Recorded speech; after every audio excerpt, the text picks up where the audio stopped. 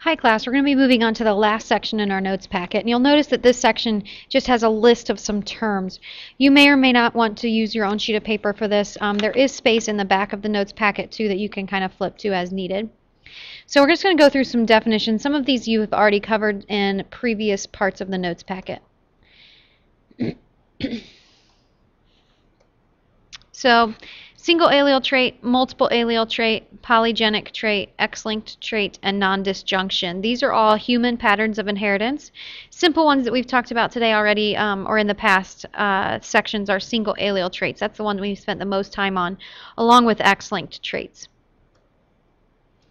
So first, single allele trait is a trait that's controlled by a single allele of a gene. So this is just normal genes that we've kind of talked about in our monohybrid crosses. This is normal, dominant, and recessive. Some examples: Huntington's disease is autosomal dominant, and cystic fibrosis are autosomal recessive, meaning they're not linked to the sex chromosomes at all. Multiple allele trait, an example we had for this was ABO blood type. Said that type A is a dominant trait, type B is a dominant trait, and type O is a recessive trait. And you could have type A blood, type B blood, or type AB blood, or type O. An example of a blood type problem: if a person is type A blood, what is his or her genotype? So it could be completely dominant or could be heterozygous. If a person is type B blood, what is his or her genotype? It would be completely homozygous dominant for B or heterozygous. If a person is type O blood, his genotype would be little I, little I. If a person is type AB blood, their genotype would be AB. So they're on those I's. That's just kind of the way that they're linked. And so for now, you just need to know that it comes on that I. Okay, so I'll give you just an example of a blood type problem. A mother gives birth to a type O child. The mother is type A blood. The two potential fathers are type A, father 1, and type AB, father 2. Who's the dad? And in this case, sorry, it didn't come up there. In this case, the type AB individual cannot pass on a little I, and so therefore could not be the father of this child. The type A individual could be heterozygous for type A and therefore could pass on the little I to the child. Polygenic traits are traits that are controlled by 2 or more genes.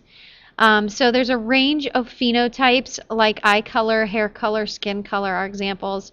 These can also be influenced by environmental factors as well and can affect what that color appears to be.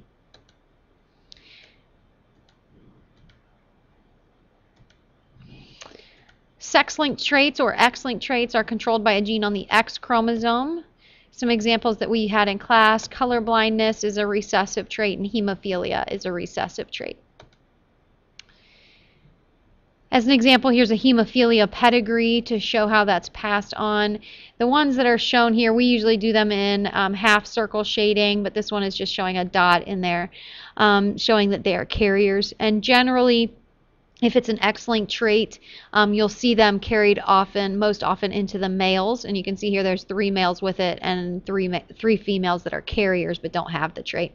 The reason is females can cover up that disease trait because they have 2 X chromosomes, so they have a chance to cover up a recessive, where males only get 1 chance to have that recessive, and they'll have the disease or the trait.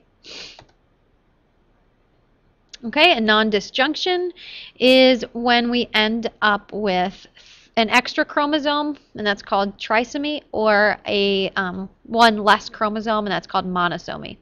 So we're supposed to have 46 chromosomes. If you end up with 47, that's called trisomy, and if you end up with 45, that's called monosomy.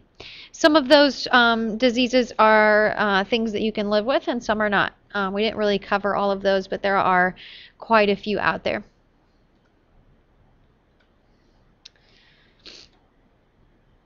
Trisomy has 3 copies of a chromosome, and monosomy has 1 copy of a chromosome. So some examples of genetic disorders are Down syndrome, trisomy 21, and Klinefelter syndrome, which has 3 sex chromosomes, XXY. Turner syndrome is one where it'd be monosomy, so they have an X and they don't have another sex chromosome. So they are female, but they don't have that other sex chromosome there.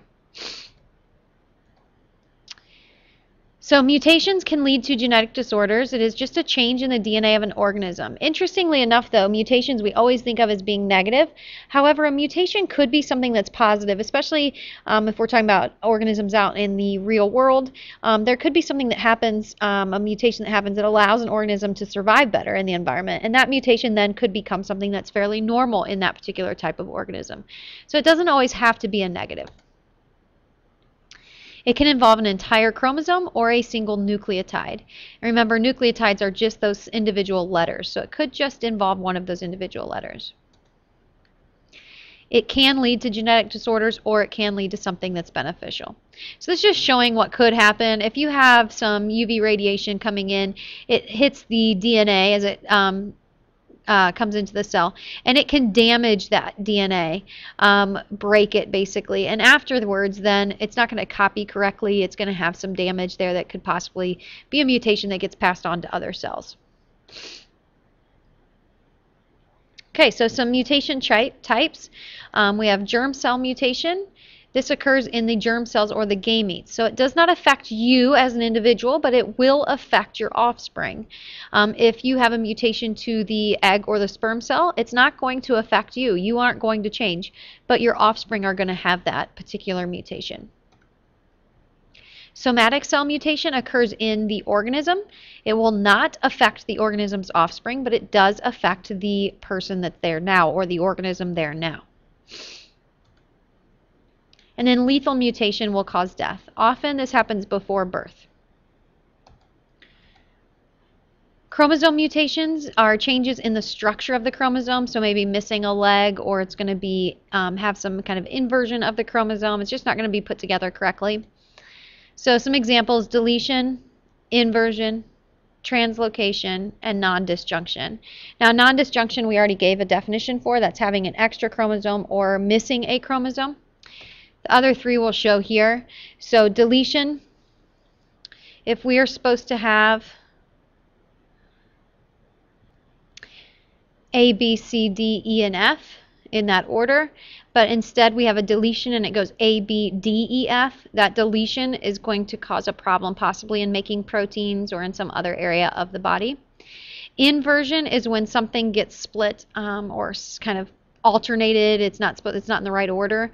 So here we have A, B, E, D, C, F, where it's supposed to be in the correct order: A, B, C, D, E, F. So the E and the C have traded places.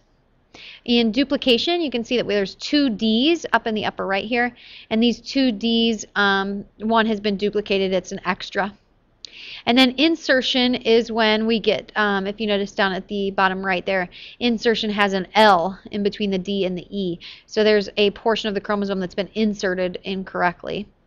Translocation just means that in that process, you can see A, B, C, D, E, F, L, M, N, O, P, Q. Translocation gives us A, B, C, O, P, Q, and L, M, N, D, E, F. So now we've gotten a chromosome that's just kind of gotten mixed up. It's not in the right spot.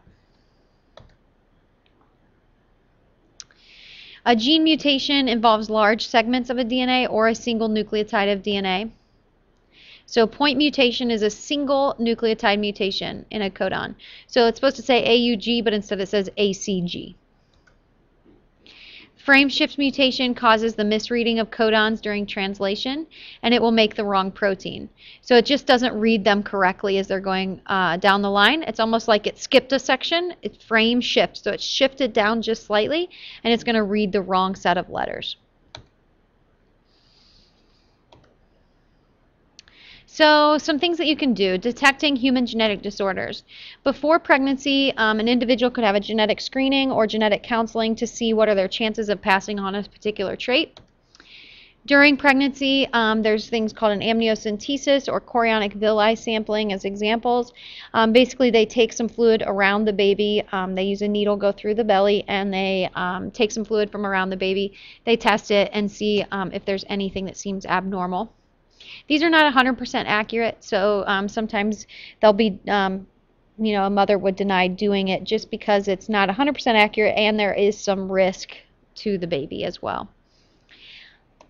After birth, you could do some genetic screening of that baby to see if there is anything that seems to be abnormal in the chromosomes. sometimes when a child is born, they can see immediately that something is not right and then do a genetic screening right after that to confirm. All right, this is the end of chapter 12. So you now have notes for 9 and 12. The next unit test is over chapters 9, 10, and 12.